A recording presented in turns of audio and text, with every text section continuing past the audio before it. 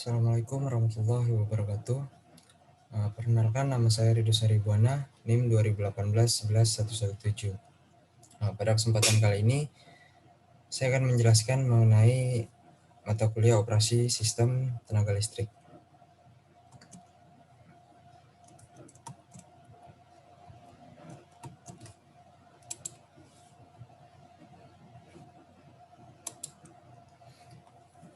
Pembahasan mata kuliah ini yaitu kendala dan gangguan dalam operasi. Kendala pada sistem tenaga listrik. Pengertian dari kendala. Kendala yang dalam bahasa Inggrisnya disebut dengan constant, sesungguhnya merupakan salah satu syarat yang harus dipenuhi agar suatu proses dapat dilaksanakan. Sebagai contohnya itu, dapat dikemukakan bahwa bila kita ingin mencapai suatu tempat dalam waktu yang singkat, yaitu kita dengan cara menggunakan mobil dengan kecepatan setinggi mungkin. Nah, cara ini akan menghadapi kendala sebagai berikut. Kendala yang pertama yaitu kecepatan maksimum yang bisa dicapai mobil tanpa merusak mobil. Yang kedua, kondisi jalan. Tikungan jalan yang tidak memungkinkan mobil mencapai kecepatan maksimum. Nah, dua kendala ini harus dipenuhi agar proses mencapai tempat tersebut di atas dengan mobil dapat terlaksana. Lalu kendala pada pembangkit. Pada pembahasan kali ini ada 4, yaitu kendala pada PLTU, kendala pada PLTA, kendala pada PLTG, dan kendala pada PLTD. Kendala-kendala operasi pada PLTU.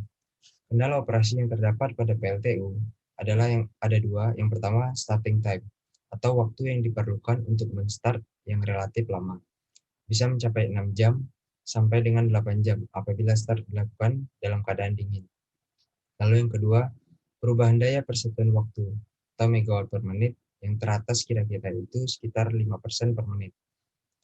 Hal ini disebabkan karena proses start maupun perubahan daya dalam PLTU menyangkut pula berbagai perubahan suhu yang selanjutnya menyebabkan pemuaian atau pengkerucutan.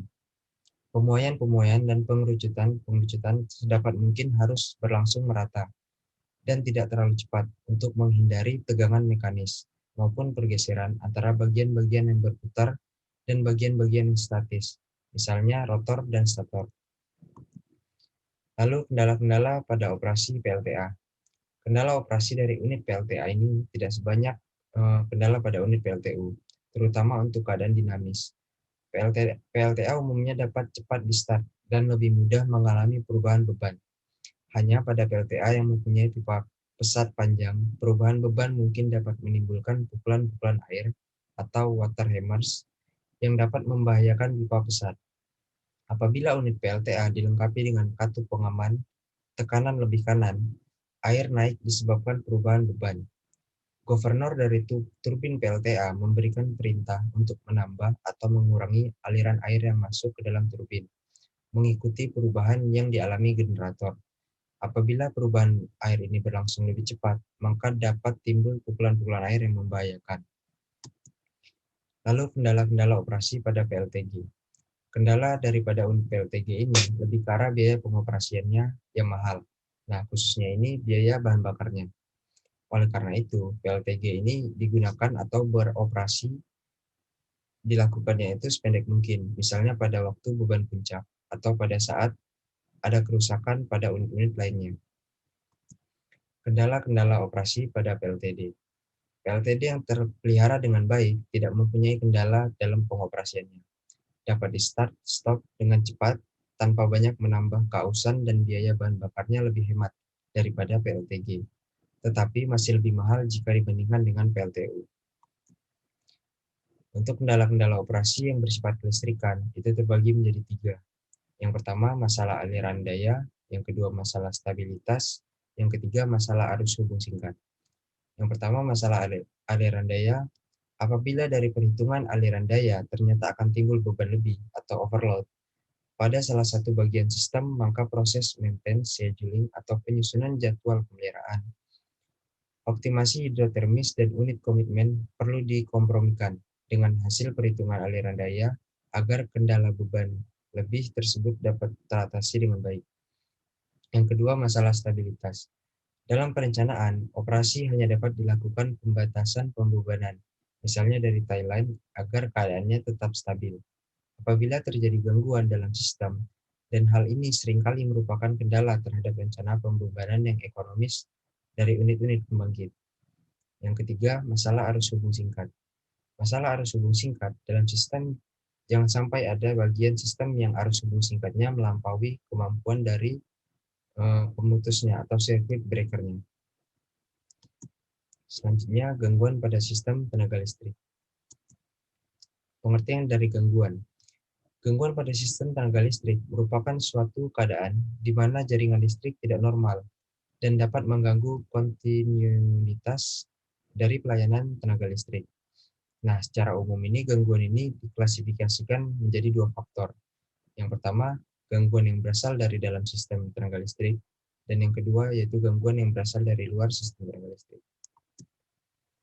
Untuk faktor yang pertama, yaitu faktor dari dalam, itu meliputi yang pertama, arus dan tegangan yang tidak stabil atau tidak normal, lalu proses instalasi pemasangan yang kurang tepat, terjadinya kesalahan mekanis di beberapa titik akibat proses penuaan, yang keempat, terdapat beban yang berlebih atau overload, yang kelima, mengalami beberapa kerusakan komponen material, seperti isolator pecah, kabel cacat, kawat putus, dan lain sebagainya. Untuk faktor yang kedua, yaitu faktor yang berasal dari luar sistem. Yang pertama, terdapat beberapa gangguan mekanis yang diakibatkan pekerjaan galian saluran untuk pekerjaan lain, yang biasanya dapat mengganggu sistem kelistrikan bawah tanah. Lalu yang kedua, efek dan pengaruh cuaca dan iklim seperti angin, hujan, petir, yang bahkan dapat mengakibatkan gangguan hubung singkat akibat menembus isolasi peralatan atau breakdown. Lalu yang ketiga, pengaruh lingkungan dan kecerobohan manusia yang dapat merusak sistem tenaga listrik. Sebab gangguan pada pusat-pusat listrik. Nah, gangguan pada pusat-pusat listrik ini secara garis besarnya itu terbagi menjadi 4 kelompok. Yang pertama, adanya gangguan pada sirkuit listrik generator. Yang kedua, gangguan pada mesin penggerak generator atau prime movernya. Yang ketiga, gangguan pada bagian instalasi yang berhubungan dengan lingkungan seperti instalasi dan pendingin dan saluran air terbuka pada PLTA. Lalu yang keempat, ada gangguan pada sirkuit kontrol.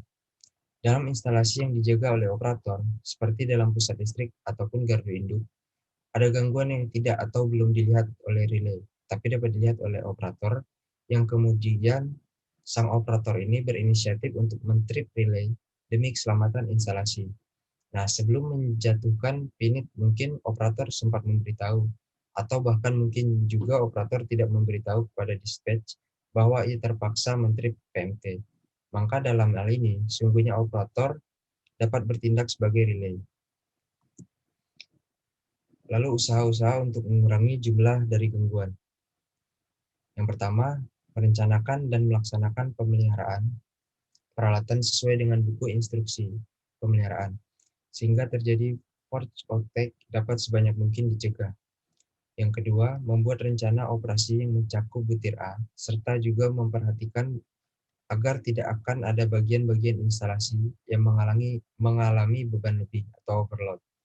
Yang ketiga, memeriksa alat-alat pengaman atau relay-relay secara berkala. Lalu yang keempat, dalam operasi real time, mengikuti perkembangan cuaca, khususnya yang menyangkut hujan ataupun petir, karena petir merupakan gangguan yang terbesar. Lalu yang kelima, mengadakan analisa gerakan untuk menemukan sebab gangguan dengan tujuan sedapat mungkin mencegah atau mengurangi kemungkinan terulangnya gangguan yang serupa. Akibat-akibat dari gangguan.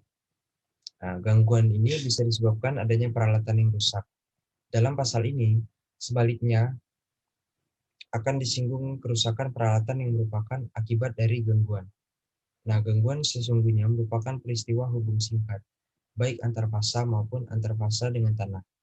Apabila peristiwa hubung singkat ini tidak segera dihilangkan, maka hal ini bisa merusak peralatan, seperti kawat pengantar putus, isolator pecah, transformator yang terbakar, bahkan mungkin transformator tenaga ataupun generator dapat terbakar. Nah, yang bertugas menghentikan hubung singkat ini yaitu relay atau PMT. PMT adalah alat yang bertugas langsung memutus arus hubung singkat. Maka PMT menemukan pemeriksaan dan pemeliharaan rutin, khususnya apabila sudah sering melakukan pemutusan arus hubung singkat yang besar. Hal ini bertujuan agar PMT tidak mengalami kerusakan-kerusakan sebagai akibat dari gangguan. Terima kasih. Sekian presentasi dari saya. Kurang lebihnya mohon maaf. Wabillahi taufiq wal hidayah. Wassalamualaikum warahmatullahi wabarakatuh.